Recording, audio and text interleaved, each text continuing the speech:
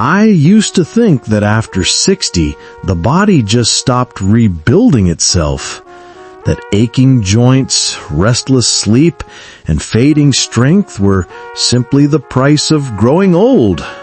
But I was wrong, and I only discovered it because of one humiliating moment.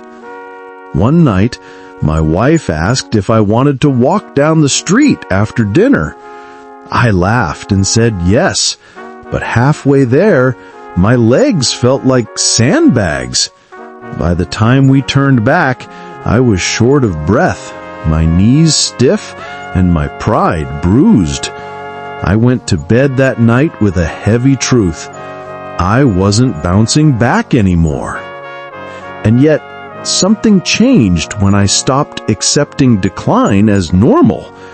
I stumbled on a simple bedtime ritual that takes less than 2 minutes, and over time, it quietly woke up the body's growth hormones, the very hormones that keep muscles strong, energy steady, and mornings alive. I'll tell you exactly what I did, but let me first share why it mattered so much. For years, my nights were ruled by screens. I'd scroll the news, check emails, or fall asleep to the glow of the TV. It never occurred to me that the blue light from those screens tricks the brain into thinking it's still daytime. And without darkness, the body doesn't release the hormones that rebuild us overnight. The fix was so simple, it felt almost silly. I swapped my phone for a book. Some nights I'd read under a soft red lamp instead of harsh light. Within days, my eyes grew heavy sooner, and I drifted into a sleep that felt deeper than I'd known in years. The next mistake was food. I used to snack right up until bed. Cookies, crackers, even a late sandwich. I thought it was harmless, but it kept my body busy digesting when it should have been repairing. Now, I stop eating at least 2 hours before bed. And if hunger strikes, I choose something light and gentle. Half an avocado, a boiled egg, a few nuts. Not heavy, just enough to settle me. And the reward? My body finally has the space to shift into repair mode, where growth hormones rise naturally. The third step surprised me with how quickly it worked. 2 minutes of slow breathing. At first, it felt pointless.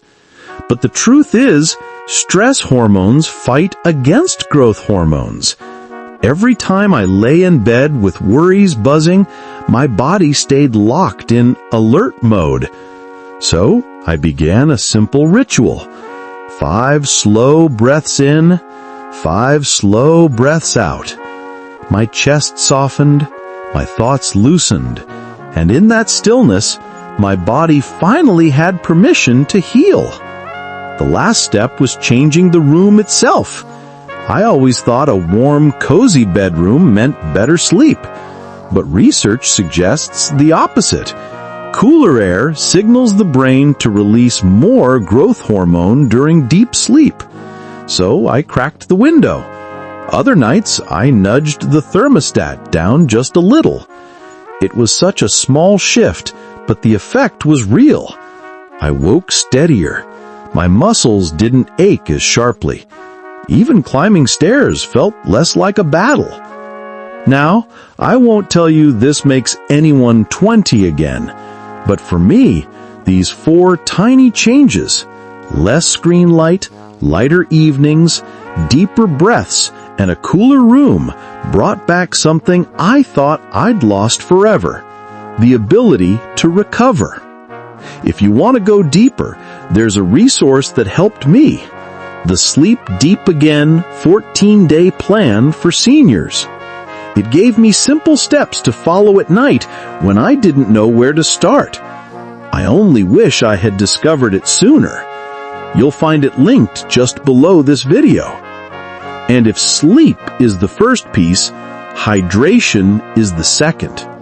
I came across another video that opened my eyes. Plain water isn't enough after 60. Add this for true hydration. It completely changed the way I think about something as simple as a glass of water. But before you go, let me leave you with this question. Which of these 4 habits, no screens, lighter evenings, breathing, or a cooler room, will you try tonight?